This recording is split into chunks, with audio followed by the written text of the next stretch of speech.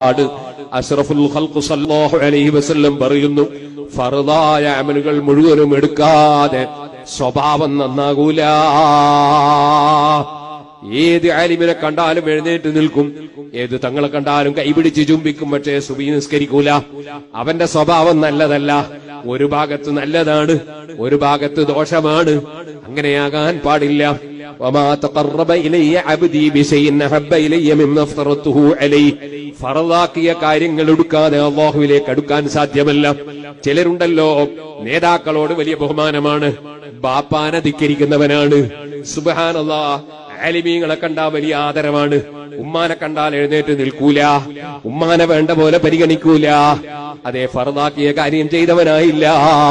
ചിലരുണ്ടല്ലോ, എത്ര വേണമെങ്കിലും സംഭാവന കൊടുക്കും, പക്ഷേ തൊട്ടടുത്തുള്ള വീട്ടുകാരന് അവന്റെ വീട്ടിലേക്കൊരു വഴി പോകാൻ, അവന്റെ വഴിയൊന്നൽപ്പം വീതി കൂട്ടാൻ, അവന്റെ മണ്ണിന്റെ മതിലൊന്നൊരൽപ്പം ചെത്തിക്കൊടുക്കാൻ പറഞ്ഞാൽ മരണം വരെ സമ്മതിക്കൂല.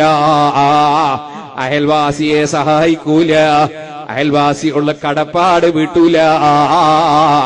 സ്വഭാവം നന്നായിട്ടില്ല. വേറെ ചിലരുണ്ടല്ലോ, എല്ലാരെ കൊണ്ടും ദുആ ചെയ്യിപ്പിക്കും, നേർച്ചകൾ ധാരാളം നടത്തും, ധാരാളം ദുആയിൽ പങ്കെടുക്കും, പക്ഷേ കുടുംബ ബന്ധം മുറിക്കുന്നവനാണ്.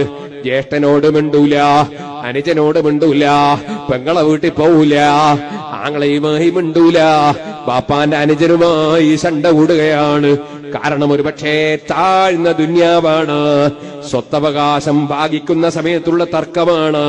വേറെ ചിലർക്ക് സ്വത്തിലുള്ള തർക്കമല്ല, അധികാരത്തിന്റെ തർക്കമാണ്. എന്നെ പ്രസിഡന്റാക്കിയില്ല, പ്രസിഡന്റായ എന്നെ ഖജാഞ്ചിയാക്കി പോയി, നേരത്തെ വൈസ് പ്രസിഡന്റായ എന്നെ ജോയിന്റ് സെക്രട്ടറി ആക്കി കളഞ്ഞു. വേറെ ചിലർക്ക് ഇപ്പൊ ഞാൻ ഒരു സ്ഥാനത്തും ഇല്ല. സ്ഥാനമാനത്തിന് വേണ്ടിയുള്ള വൈരാഗ്യമാണ്. സുബ്ഹാനല്ലാഹ്. ഖൽബ് നന്നായിട്ടില്ല, സ്വഭാവം നന്നായിട്ടില്ല. ഹബീബായ നബിതങ്ങൾ ഇഷ്ടപ്പെടുന്ന പട്ടികയിൽ പെട്ടിട്ടില്ല.